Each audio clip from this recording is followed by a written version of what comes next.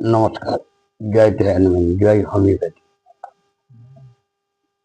গতকাল একটি ওষুধের কিছু সংক্ষিপ্ত আলোচনা করেছিলাম। আজকে এমন একটি গুরুত্বপূর্ণ মেডিসিন যেটা হোমিওপ্যাথিতে বহুল প্রচারিত এবং বহুল পরিচিত একটি মেডিসিনের কয়েকটি সাধারণ লক্ষণ নিয়ে দু চার কথা আমি আপনাদের বলবো। মেডিসিনটি হলো থুজা অক্সিডেন্টালিস।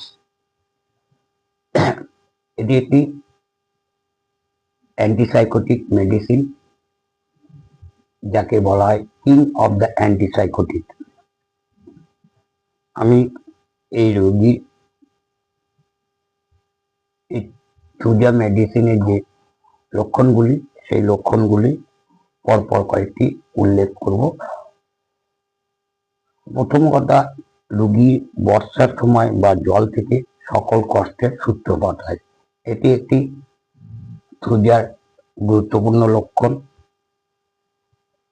আপনারা প্রায় বলে থাকেন যে থুজা হচ্ছে আঁটিলের না, এই রুগীদের আঁটিল টিউমার ইত্যাদি হবার একটা টেন্ডেন্সি থাকে বা প্রবণতা থাকে। এর কনস্টিটিউশনটা কিরকম না, মোটা সোটা পেট, বড় ব্যক্তি, ধীরে চলাফেরা করে। এর মনের মধ্যে একটা সব মনে হয় যেন কিছু বদ্ধমূল ধারণা থাকে, যেটাকে ফিক্স আইডিয়া বলা হয়, এবং মনে করে দৈব ভাব তার প্রতি বিদ্যমান। এই ঘাম কেমন হবে না, মাথা ব্যতীত শরীরে ঘাম হয়, টক বা দুর্গন্ধযুক্ত ঘাম। যখন ঘুমায় তখন ঘাম, কিন্তু জেগে গেলে এর ঘাম বন্ধ হয়ে যায়।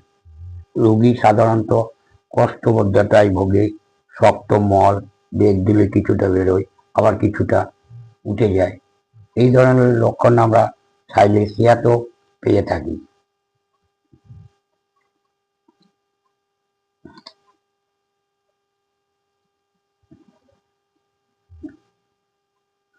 রোগীর কফি খাওয়ার জন্য এবং তৈলাক্ত খাবার খাওয়ার জন্য বা পেঁয়াজ খাওয়ার জন্য ও টিকাকরণের পর নানা রকম শারীরিক অসুস্থতা দেখা যায়।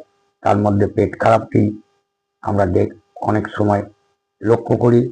সকালে জল খাবার পরই এর পায়খানা পায়।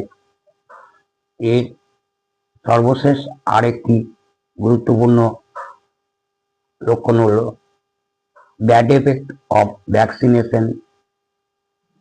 এটি একটি থুজার গুরুত্বপূর্ণ লক্ষণ।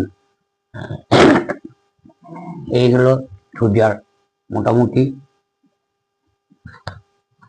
লক্ষণ। এই লক্ষণগুলো যদি আমরা মনে রাখতে পারি তাহলে অবশ্যই থুজা রোগীকে কিনতে আমাদের অসুবিধা হবে বলে আমি মনে করি না। আজ এই পর্যন্ত।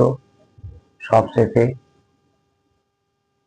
অ্যানিমেনের শ্রীচরণে শতকোটি প্রণাম জানিয়ে আপনাদের সুস্থতা কামনা করে এখানেই শেষ করলাম। শুভরাত্রি, সবাই ভালো থাকবেন।